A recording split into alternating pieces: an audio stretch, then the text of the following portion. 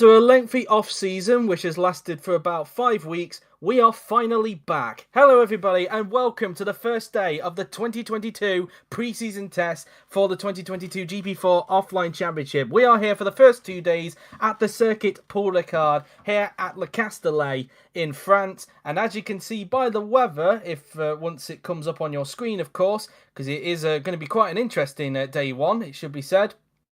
Once it comes up on your screen of course. It's going to be a very interesting day. So far, it hasn't come up on your screen yet for some reason. But anyway, whilst that happens, I am JW97, and I am joined today by my arch nemesis Ra. Yeah, hello everyone.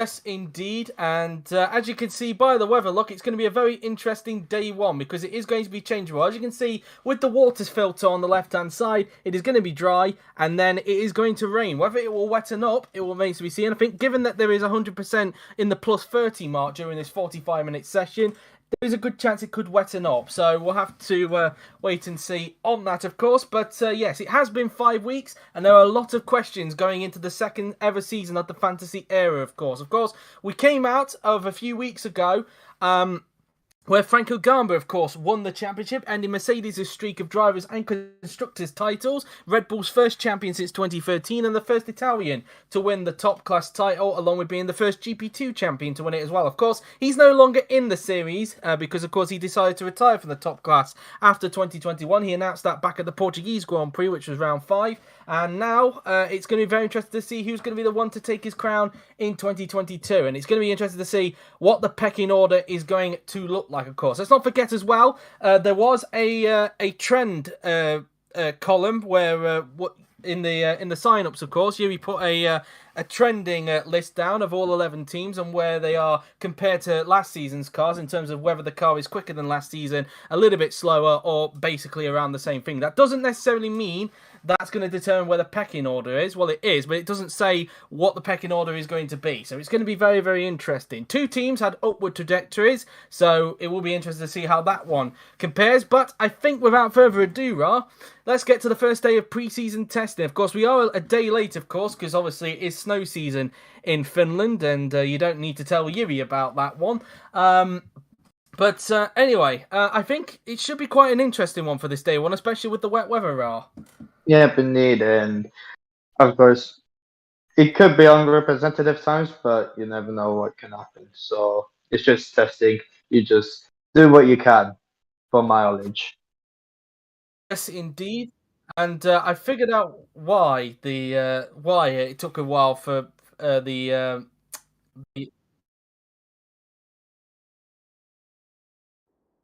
yeah. Yeah, so that will explain it. So, yeah, it is a little bit behind the streamers compared to where we are. So, obviously, you'll get things 20 seconds later than what we're seeing it on the screen. So, apologies for that. I think Yuri will sort that out for tomorrow.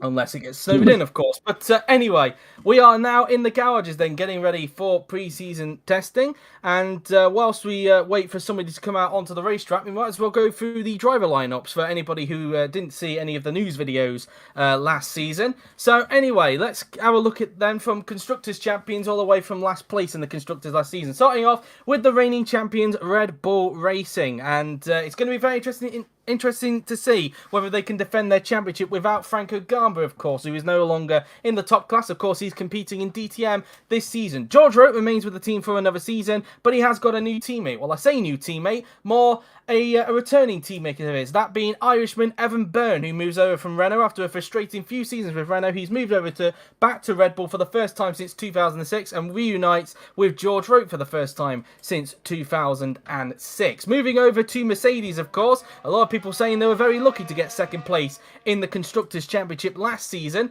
given that the car was, if you saw the end of discussion stream, it was actually the 4th quickest car behind Renault, Ferrari and Red Bull, but the fact that Amar Khan was able to drag it into second is a great achievement nonetheless. Well, the Mercedes do retain their drivers from last season, that being Franco Lopez, who is determined to put the disappointment of 2021 behind him and try and regain the title that he lost in 2021, and Amar Khan once again remains with the team for another season. Moving over to Ferrari, who had a very, very strong end to the second half of the season, particularly one of the drivers who of course is staying at the team, and like with Mercedes, they are retaining their driver lineup from 2021, that being Chris Chatfield, who was, let's not forget, a monster in the second half of the season, and of course Jake Galloway. It will be interesting to see if Ferrari can continue that momentum into 2022 and challenge for the championship this time by. Moving over to Renault, who of course needed a new driver after Evan Bird decided to move over to Red Bull, of course. Jesus Perinen remains with the team for another season after an impressive rookie season in 2021, and he has a new teammate in the form of Frenchman Romain Quarg, who moves over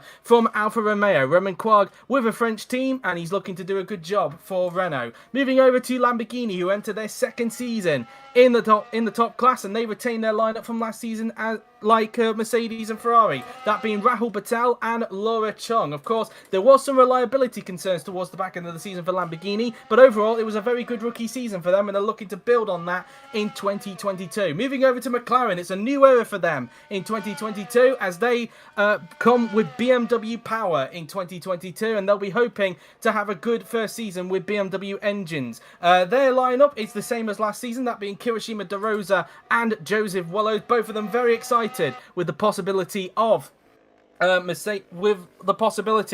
having BMW engines, and are hoping that it will be a successful partnership. And as you can see, Joseph Willows has got a brand new helmet for 2022. No more of the Lewis Hamilton design, and that's obviously something to keep an eye on. Moving on then to Aston Martin, who finished 7th in the Constructors' Championship, and it's fair to say that a lot of people didn't like their livery during the launches, it's fair to say, but they've got a brand new lineup in the form of Andre Verderi, who moves over from Alfa Romeo, and he's looking to put what was a disastrous 2021 season behind him when he was at Alfa Romeo and have a better season in 2022. And his teammate will be 2021 Formula 2 champion Johannes Martins, who makes his debut in the top class, and the Brazilian looking to do a good job in his first season in the top class. Alfa Romeo also have a brand new lineup. They have Amelia Wilson, who enters her final season in the top class, and she will be joined by Hungarian rookie Bence Valdinga, who finally makes his top class debut. Moving over to Haas, they have a new lineup as well, consisting of 2 returning drivers, that being Michael Mocho and Bartosz Kloss. Mocho, of course, being the 2021 Formula E champion, and Kloss just missing out on the World Champ Car title last season. Moving over to Williams, their first season with Lamborghini engines. It'll be interesting to see how they do in that, and their lineup will consist of the same lineup as last season: Felix Sontag and Jamie Griffiths. Once again, the formidable partnership for 2022. And finally, AlphaTauri. What a disastrous season they had in 2021, and they'll be looking to hopefully get things turned around in their in 2022, and they've kind of gone back to basics with the shape of their car, really. The lineup is the same though: Davy Kupak and Nicolas Gao for 2022, and that is the lineup for there. We've got some lap times on the board at the moment, as so far 13 cars have done lap. Looks like Rote got held up by a Renault, who's had to come in straight away, and Jesus Perinen has got a mechanical failure. Now, this was a trend last season, with Renault, and well, the pre-season test has not got off to the best start for Jesus Perinen there. Yep, indeed, and yeah, no idea, and he got it just after the first 2 corners, and yeah, not ideal for Renault, and not ideal for Perinen. Not what he wants at all, and not what Renault wants at all. This is too quick, we don't need this. Yes, indeed, and yes, Amy did request for the 3-letter prefix to say AME, for anybody wondering. She did request that for her final season in the top class. I thought I should have mentioned that. But problems there for Perinen, as Rote goes to the top by 2 tenths ahead of Amarcar. Of course, you may remember, of course, last season, the thing about the variation was a little bit of a topic last season, it's fair to say, Ra. But it'll be interesting to see if that has been sorted out for 2022, and whether we'll see as well problems for Willows, the BMW powered car. So BMW already suffering issues to start off with, and I think that might be suspension actually. I don't think that's engine related, because look at the front right of Willows' tyre there. So yeah, problems there for Joseph Willows, and well, that's not what BMW wanted, and that is his session already done with, because, well, he's got a mechanical failure. He's parked out on track, and Willows, his session is already done with because of the spare car ban. Yep, indeed, and of course, as I said, unrepresentative lap time, and well, guaranteed that one. And yeah, it's only testing, but mileage, that's not ideal for Willows and for McLaren. Definitely not. And the lucky thing with Perinen is at least he was able to get his car back to the pit so he could get it repaired, unlike Joseph Willows, who's actually stopped out on the racetrack. So to put it this way, Perinin, very, very lucky he got his car back to the pits before his car decided to conk out there. Yeah, indeed. And hopefully we can see a lap time being for him as well. Yep, and that's pretty much that then. So Joseph Willow's day is already over, as Yuri is currently applying the spare car ban as we speak. And, well, it's not exactly the start that Willows wanted for his time at BMW. Not engine related, though. You saw on the front right, it was clearly suspension related.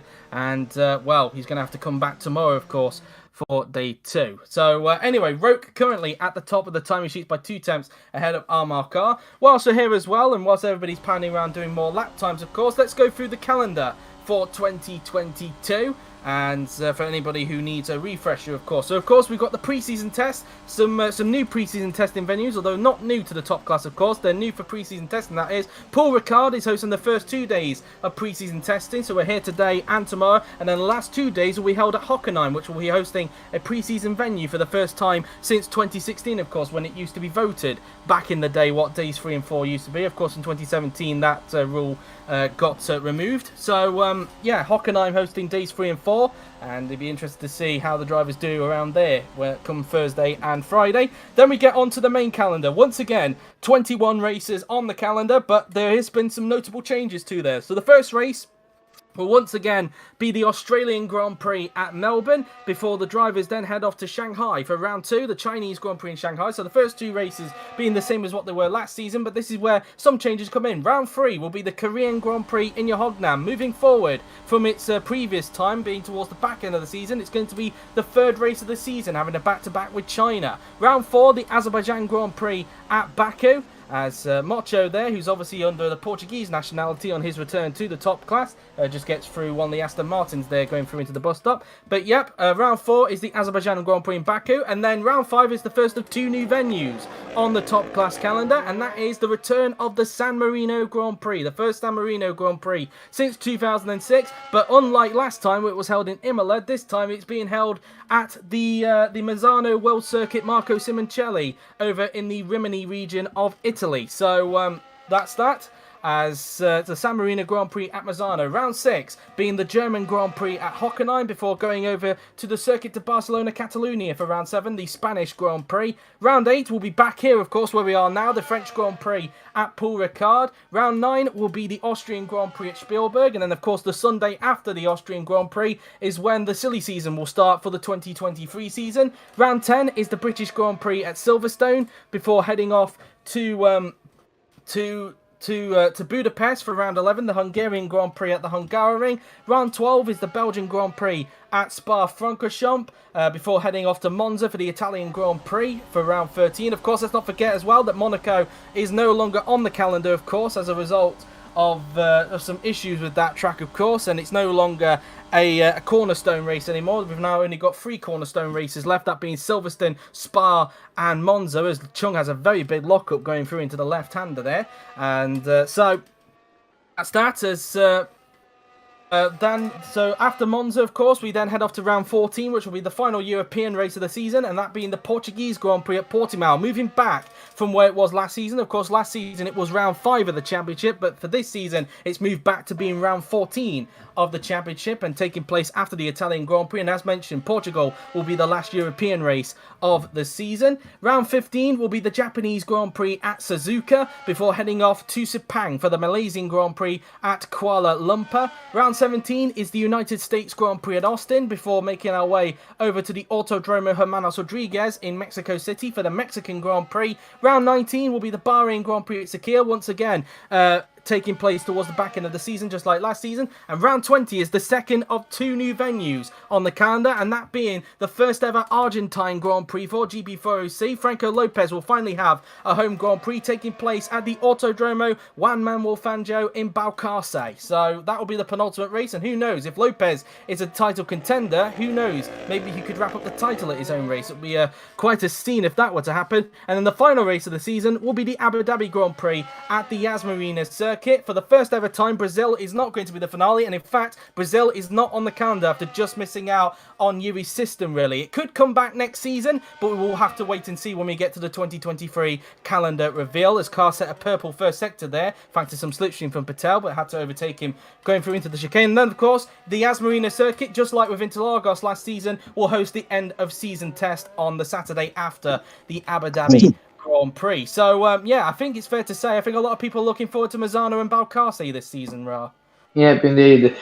And of course, new tracks. We'll see what happens, and we'll see what they can do.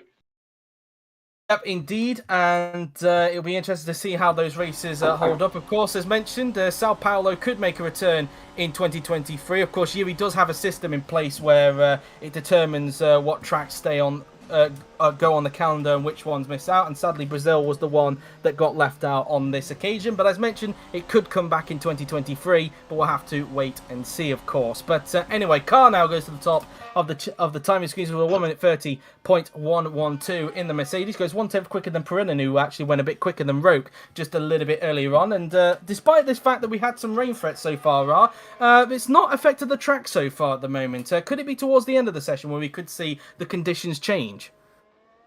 Towards the end of the session, we'll see. You never know what can happen, but yeah, it's just try and get the laps in as much as you can for this session. Yep, indeed, as we ride on board with Evan Byrne, who's currently in 4th position, just over 3 tenths behind teammate George Roque, as he's going to cross the line now, and he does not improve. Of course, a couple of things as well, a few changes for 2022.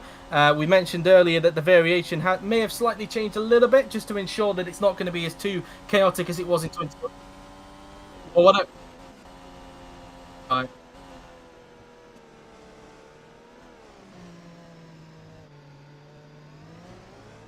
Oh, okay. So, whatever the case. But one change I can obviously tell you as well is obviously we no longer, obviously because of the test and reserve driver allocations, of course, there is no longer booked practice sessions now for the reserve drivers, as they're now being branded as, and also as well, that was very close there between the McLaren and the Red Bull there. But as I was saying. Obviously it means now that the day 4 slot, which used to be for test drivers, is no longer a thing. So if reserve drivers want to take part in any of the practice sessions during during the testing session, of course, during these next 4 days, then they'll need to ask one of the main drivers if they can take their slot for one of the days, of course. We can confirm that one of them has already done that, but that being Robert Ionescu in the Red Bull, and he will be taking George Roque's spot on day 4 at Hockenheim. So it'll be interesting to see what Ionescu can do, and the first time he'll be in a top class car for a very, very long time, and it's safe to say he's definitely looking forward to that. As meanwhile, Kirishima De Rosa coming into the pits for McLaren. So, yeah, of course, there's no longer booked practice sessions for the reserve drivers. If they want to take part in a practice session, they've now just got to request to one of the main drivers that they can take their slot for one of the days. So, yeah, it's basically just to reduce the headache that Yuri had last season, where he had he had it kind of coded in place, but it sometimes caused him a bit of a headache. So it's kind of to reduce that, really, and to reduce a little bit of stress when it comes to that. So, just having a sip there. Anyway, that's kind of that in terms of the changes there, in terms of the reserve driver, that is. And so looking at the leaderboard at the moment, we might as well have a look at this. And obviously we're currently in the dry period at the moment, so might as well look judge some things here. And I think from what I can take away so far, Mercedes do look like they have improved from last season. Renault still look like they've got a decent car with Jesus Perrin, who's obviously now in the spare car after his mechanical problem he had earlier on, but maybe still a reliability worry for Renault. We'll have to wait and see on that. But one thing I can look at as well, AlphaTauri look like they've made a big step up, Ra. Yeah, and it's just what they need as well after disappointing last season. So yeah, hopefully this season they should be competitive. Indeed, as Galloway will be heading back into the pits, this time as Perinen gets by on one of the Aston Martins there. And one thing I've also looked at as well, and whether it will stay at that, Haas also look pretty decent as well, Ra. Mocho in 7th and Kloss in 11th. Looking pretty decent at the moment, are the Haasers. Yeah, they're looking decent so far, but of course it's testing. You never know. I mean, Willis is down there in 21st, so you never know where he could have been. Same for De Rosa, but then again, you never know. Well, you say that, and I was going to bring up with McLaren because De Rosa hasn't had any issues so far in this session. But I mean, obviously, it is a transitional period for McLaren, of course, being with BMW Power. But so far, it's not looking very competitive at the moment for McLaren, being 16th and 21st. Of course, Willow's had his problems, so we don't really know where he could have ended up after that first lap. But looking at De Rosa, yeah, so I would be a little bit concerned if I was McLaren. Yeah, same. Yeah, I think it's a concerning situation for McLaren, and we see spots of rain now. Yep, The rain they period are. has come. It has now come, but as you were saying about McLaren. Yeah, it's a concerning period, but then again, we'll see if they can grow into it, and hopefully they can recover. Yep, and it'll be yeah, it's going to be interesting to see if that's going to be the case for McLaren for these next few days. Because if it is the case, then they could be in for quite a long season, really. Of course, the first season with BMW as well. BMW's first time making a hybrid unit in the top class, so it might take them some time to turn things around. But we will wait and see, of course. Just looking around at some of the other drivers, Ferrari down in 9th and 13th. I'm a bit surprised by that, Ra. I know it's only the first day of testing, but I expected them to be up where Mercedes and Red Bull are, if I'm being totally honest. Yeah, same here. It's not quite the start there, but then again, it could all change within day two through here. So yeah, you'll never know. But yeah, Indeed so. Just looking around, it looks like Lamborghini look a little bit off at the moment in 12th and 15th so far in this session. The Alfa Romeos look okay, 14th and 16th. They're roughly where you'd expect them to be. And as I was talking about Ferrari, Chatfield goes up into 8th, but still 8th and 10th for the Ferraris. I didn't really expect that given the strong end of the season they had in 2021. Obviously, we mentioned McLaren look to be struggling so far with their new BMW engine. Williams look like they're roughly sort of the same as where they were last season, really. Of course, it's their first season with Lamborghini engines, of course, let's not forget. But it still looks like they're roughly around the same sort of pace as they were last season at the moment. 18th and 22nd for both the Williamses at the moment. And Aston Martin, well, it looks like they might have fell back a bit, Ra. I mean, they were struggling last season, let's not forget, in qualifying when it came to Q1. But it looks like they may have gone backwards again this season. yeah, and it's gonna be a long season for them, it seems. And yeah, we're probably gonna be expecting them to struggle a lot. Indeed so, as Sontag improves, but still down in last position. The rain is coming down, but so far there's no sign of the track dampening up at the moment. As soon as you see a dot on the track or just a little bit of a damp patch, that's when you'll know that the conditions are going to be starting to change. But so far the track is still pretty much bone dry, so we still should be expecting drivers to still be able to do improvements at the moment as we look at the two Lamborghinis who are close together. And, well, we talked about it a little bit earlier on, Ra, but Lamborghini, last season they had a very good... It's safe to say it was a very good rookie season for Lamborghini, finishing 5th in the Constructors' Championship ahead of McLaren. But one thing that was a little bit of an Achilles tendon, particularly for Laura Chung in the second half of the season, was reliability. It's going to be interesting to see if they've been able to find a cure for that. Yeah, indeed. We'll see. I mean, last preseason testing, they didn't have any issues until it came to the races and came to the practice sessions and the races as well. So yeah, we'll see if they have solved it. But if it, but you'll never know if it will be consistent. If it is consistent, then it's gonna be a big problem for Lamborghini.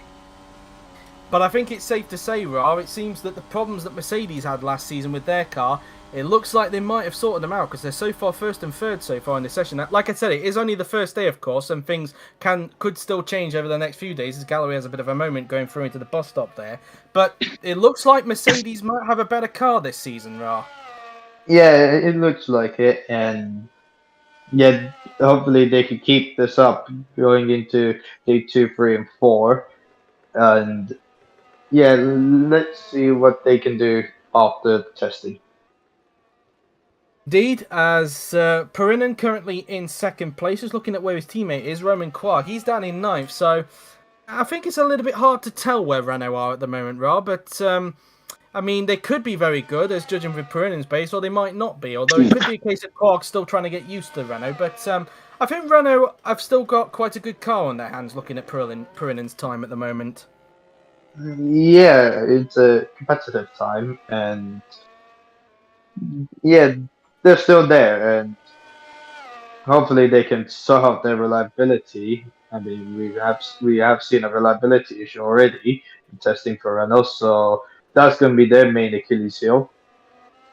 Indeed so, as Mocho makes his way around the double right-hander there before he makes his way into the left-hander, and currently in 7th place is Michael Mocho at the moment in the Haas, so far things looking very good for him at the moment, and so far Haas looking pretty decent so far, being 7th and 12th so far in this session. Have they made a step up? That's going to be the question. Of course, they weren't one of the two teams that had an upward trend. Of course, if anybody saw who had the upward trend in the in the trends list that Yui put in the 2022 sign-ups, it was of course Mercedes and AlphaTauri. They had the upward trend. The rest either had a neutral trend or a downwards trend. Haas didn't have a upwards trend, but it does seem like I'm pretty sure you said it was only 2 that had an upward trend. I don't remember seeing Haas having an upward trend. It might have been a neutral trend, if anything, but I don't remember seeing Haas having an upward trend. So, but yeah, it's quite interesting seeing Haas looking pretty decent so far, and could we perhaps, if they're able to keep this up throughout the remainder of pre-season testing, Ryan, into the first race, could we see the sort of pace that Haas were able to demonstrate back in 2018, perhaps, when they had both Garber and Roke in their lineup? Yeah, we could see that as now Burn goes to the top, and yeah, we'll see. They could, if they keep this pace up, they could have a chance on getting some podiums here. Perhaps indeed, as Byrne, of course, is the first driver to break into the 1 minute 29s there, 1 minute 29.834. As the rain is still coming down, but as mentioned, the track is still not wetting enough.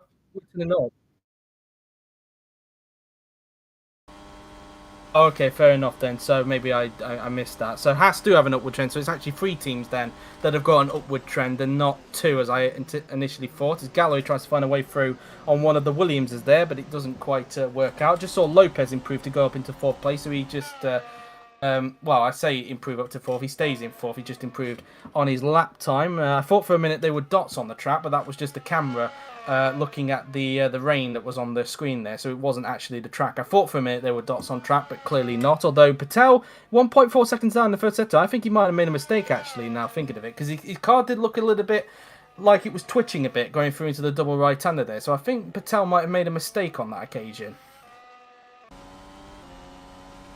See with Perinen's first sector, just for clarity, and he's 7/10 down in that first sector. Is there dots on that part of the track, or was it just the camera lens? I'm not sure.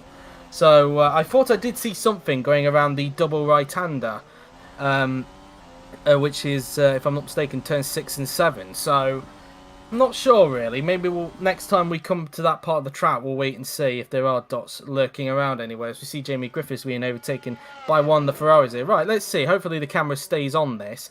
Let's see. Is there dots on that part of the track? Let's have a look. As it decides not to. Thank you, TV director. We wanted to see if there was any dots down that part of the track. As, yes, it's been a while, but there's Dog Commentator for you. You haven't heard her for about 5 weeks, so there you go. She saved that for this occasion. So, anyway, as Perinen now then making his way down the pit straight, and well, he was 7/10 down in the first sector, and he's 1.3 seconds off. So I do wonder if there is dots potentially around the first sector, perhaps. I mean, we tried to stay with it, but the TV director decided to say, no, I'm not going to let you see that. So let's see. Hopefully it stays on it at this point. Turns 3. For God's sake, TV director, his car goes off the track there. In fact, he's made a mistake, and in fact, he was purple in the middle sector, so maybe the track wasn't slippy, and maybe it was just a poor lap from Perinen there. But yeah, car making a mistake there, and he was actually up on his personal best in the middle sector there, Ra. Yeah, indeed, and yeah, that's not ideal for car, but at least he's kept the car in one piece. But yeah, he's lost a lot of time there. And Carr obviously making his way back onto the racetrack, and luckily didn't. Well, in fact, I think that's his team. No, it isn't. It's the. Well, it's an Aston Martin. Well, it's a similar shape, but yeah, an Aston Martin just able to avoid him there. Not sure which Aston Martin is. It's Andre Vedere, in fact, who I've just realised has actually got a new helmet for this season. He's no longer wearing the Antonio Giovinazzi helmet in the series. He's gone with, I don't know if that's a Lewis Hamilton helmet or not, but it's a yellow helmet, that's for sure. Anyway, here's Jesus Perinen now then, as he just comes out of the bus stop chicane, as he's once again down on his personal best of first sector. His teammate, Roman Quarg, using a Pierre Gasly helmet, and I do wonder, given the helmet that Evan is made for Quarg, given it is a Pierre Gasly helmet, I wonder if we're going to see something similar to that design when Alpine do their car launch a little bit later on, because of course he's a real-life Alpine driver, but we'll see. Back to GP4OC stuff, though, as under 20 minutes to go now in this preseason test, and with just under 20 minutes to go, this is what the leaderboard currently looks like then. It is Byrne at the top, with Carr in second, Perinen in third, Lopez fourth, Roque in fifth, with Gal in sixth, Mocho in seventh, followed by Chatfield in eighth, Quarg in ninth, Galloway in 10th, followed by Kupok in 11th, Kloss in 12th, Chung in 13th, with Valdinger in 14th, Patel 15th, Wilson in 16th, with De Rosa in 17th, Griffiths 18th, Martins in 19th, with Videri in 20th, Sontag 21st, and Joseph Willows in 22nd and last, due to having a suspension failure after his first flying lap and not being able to take part for the remainder of the session. As you can see, it is still raining here at the Circuit Pool Ricard, but so far the track has not wetted up just yet, and we're now at this bit that the camera decides to show us, and yet there are no dots there, so I think it might be just a case that Perinen was not on a push lap there, as we saw with Carr earlier on. He was actually up on his personal best in the middle sector, so had he not made that mistake, he probably could have got a little bit closer to Byrne's time, but obviously we'll never know, of course, as Perinen now then making his way through into the bus stop chicane there, and so far lying in third position. So as now we've got dots on the track. I've just seen it there. There are dots on the straight, but I don't think it will affect them there. But it might affect them there though, because there is dots around that right-hander. So I think the conditions are now starting to change, Ra. Yep, and yep, we've got to that stage now, and we could see Inter's pretty much within the 10-minute mark.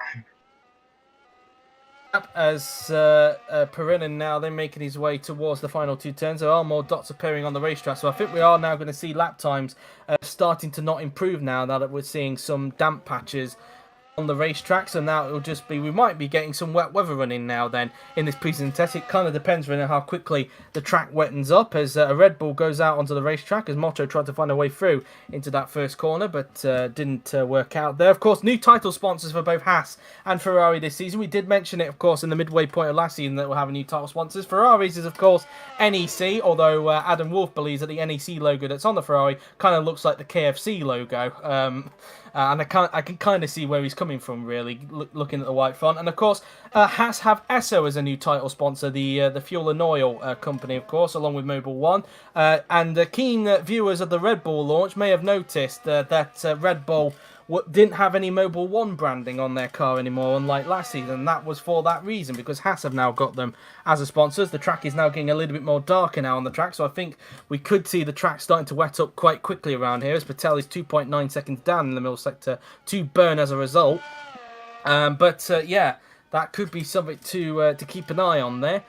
But as I was saying, of course, that's why you didn't see any Mobil or Esso branding on the Red Bull this season. Instead, they've now got Motul as a fuel and oil sponsor this time by. So you'll be seeing Motul's branding on the Red Bull this time, as Chatfield, I think, probably now starting to feel the effects of the chicane there, as well. He's clearly struggling so far in these conditions. The conditions definitely starting to potentially become a little bit more slippy, Ra. It really is getting wetter, and we're not far away from the inter period, but yeah, there's no sign of improvements, and we ain't going to see any improvements anytime soon. Yeah, I think that I'm probably with you on that regard, really.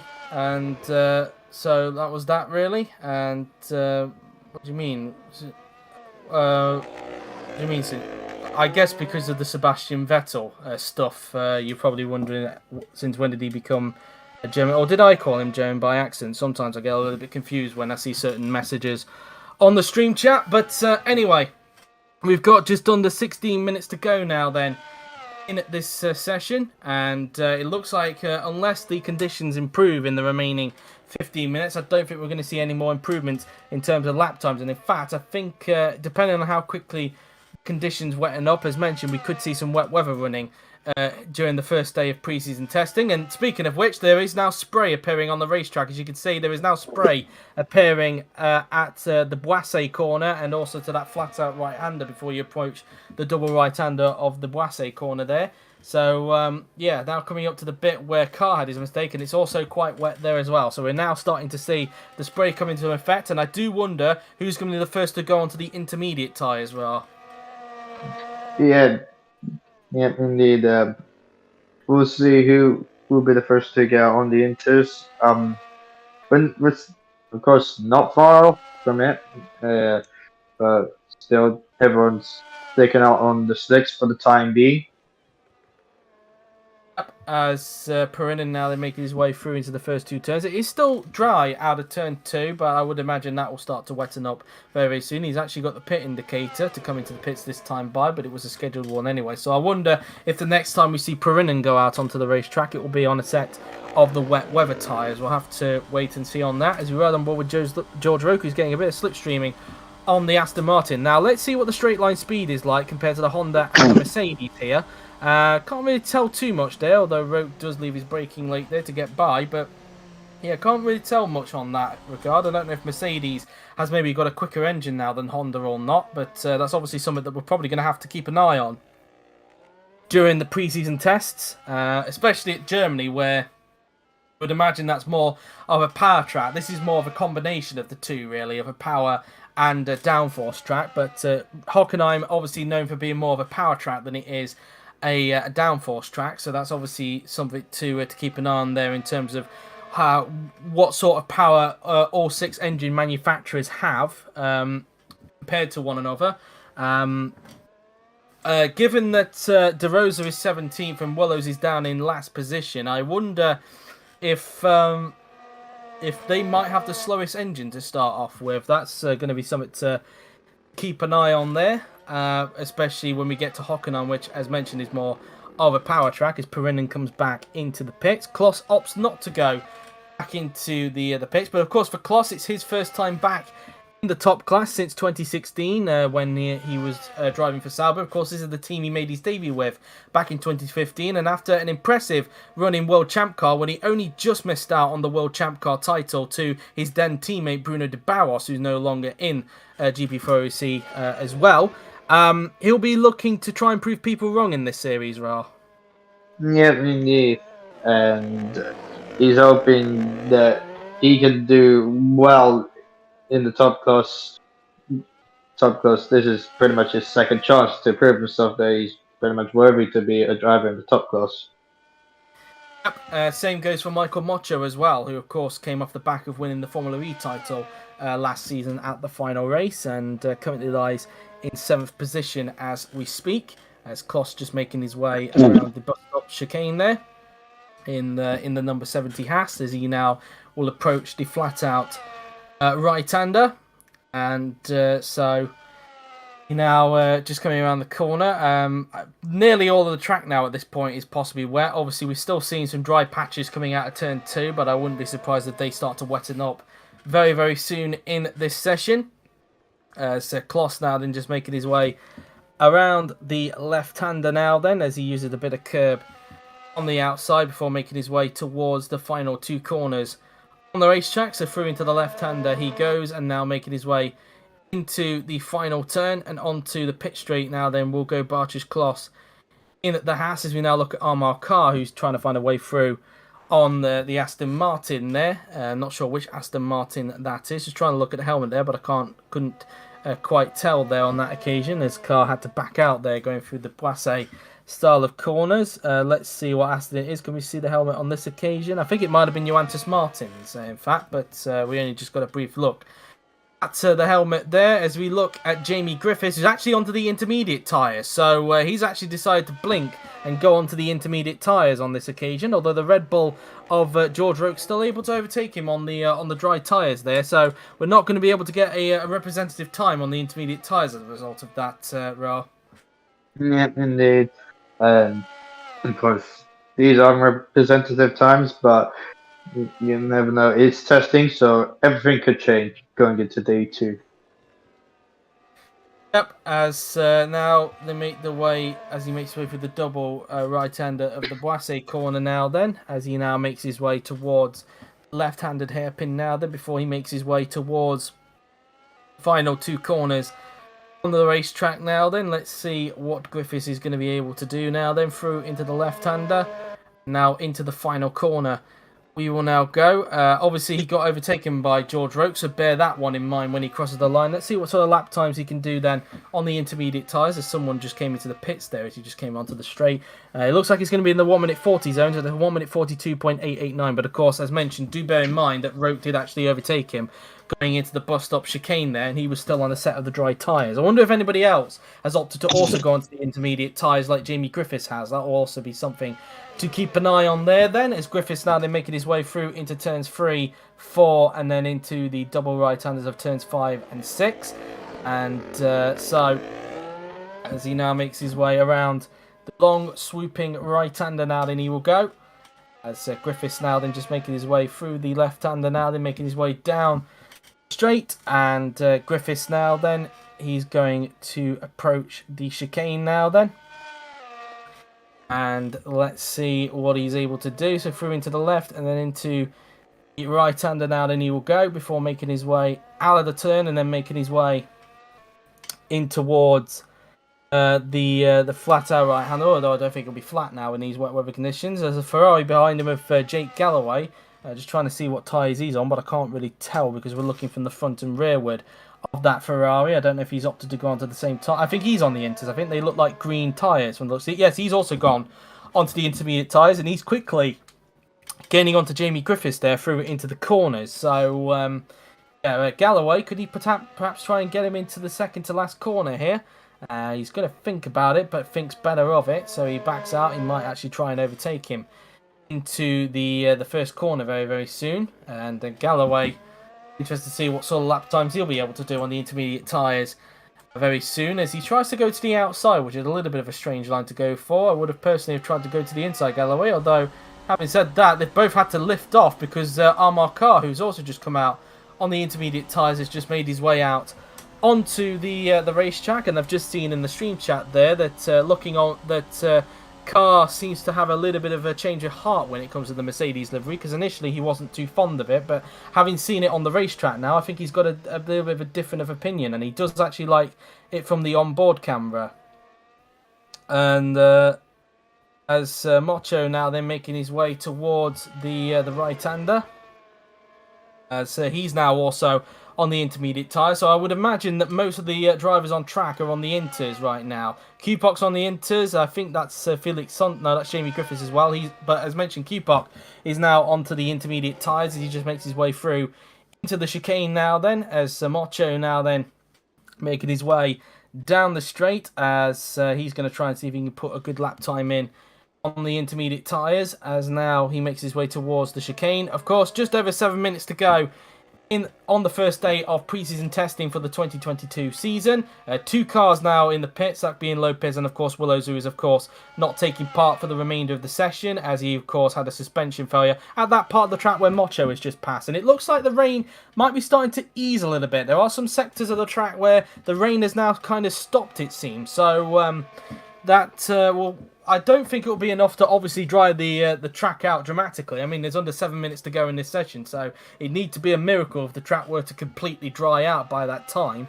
But yeah, it looks like the rain has now stopped, it seems. So with just over 6 minutes to go, as Mocho will soon be crossing the line, we'll see what sort of lap time he does then before I read you the leaderboard, which I think will probably remain for the remainder of the session, unless we have a dramatic change in the weather somehow. But anyway, as Mocho now crosses the line, 1:39.560, and that's obviously quicker than Griffiths, but as mentioned, of course, Griffiths did get overtaken by Rowe, but I think even without that overtake, I think Mocho could have still got a faster time than Griffiths there. But this is what the leaderboard now looks like then, with just over 6 minutes to go.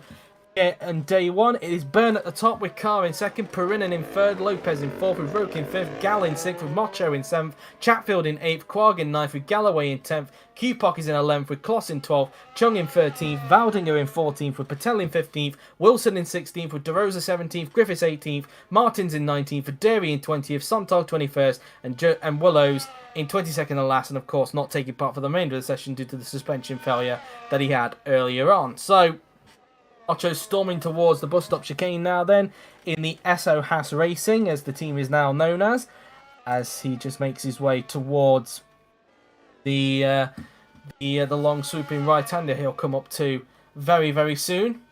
As he now makes his way through the long swooping right-hander he goes, as we now ride on board with Bent Valdinger, who finally, we touched on it earlier on in the session, finally making his top class debut after, well, coming so close to getting seats on previous occasions, Ra.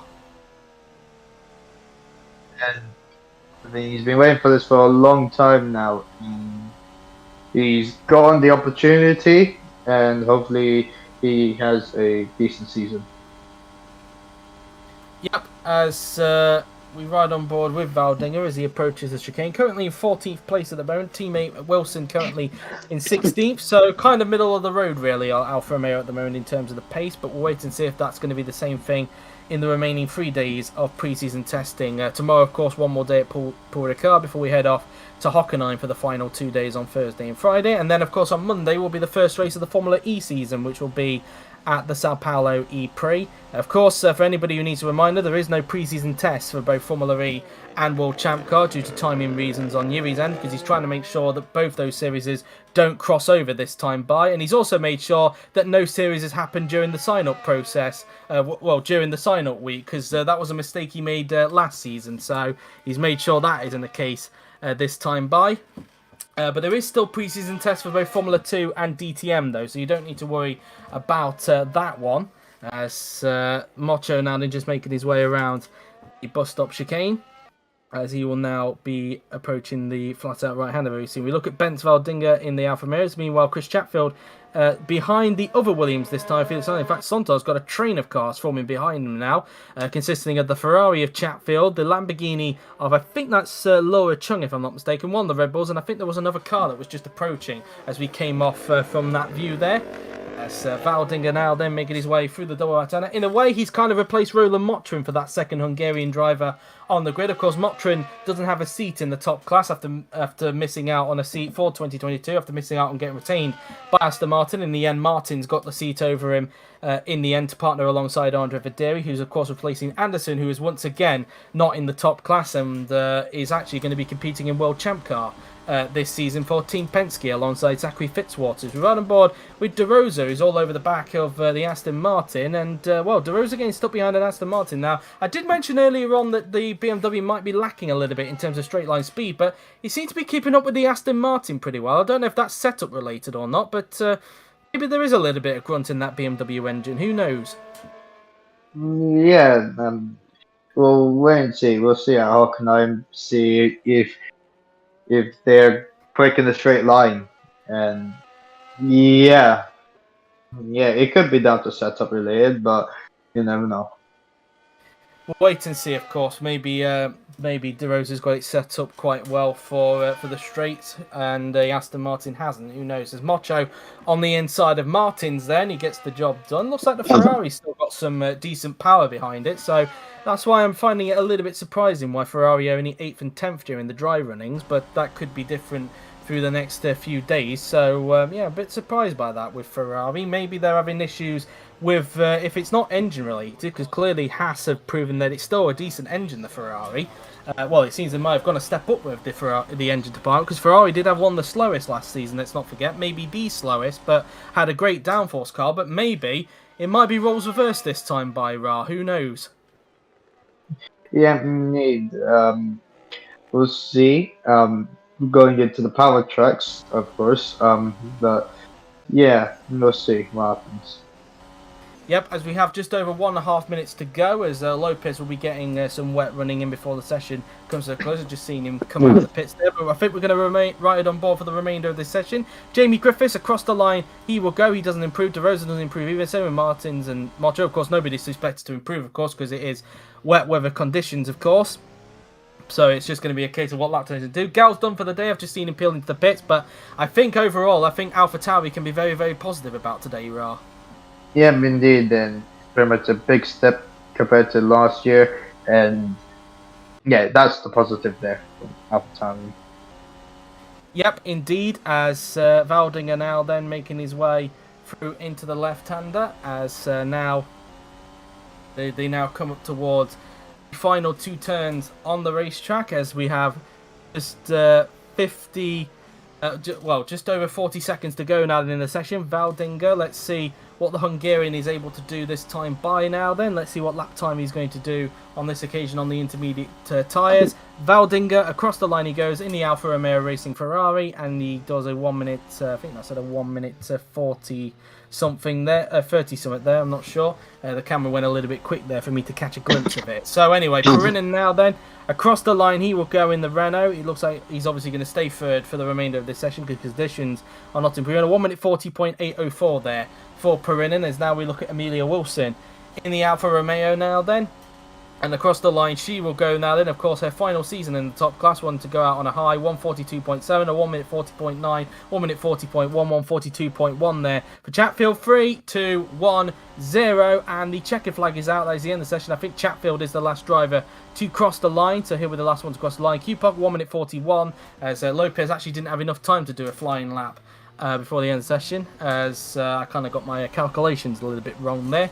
DeRosa now then, across the line he will go.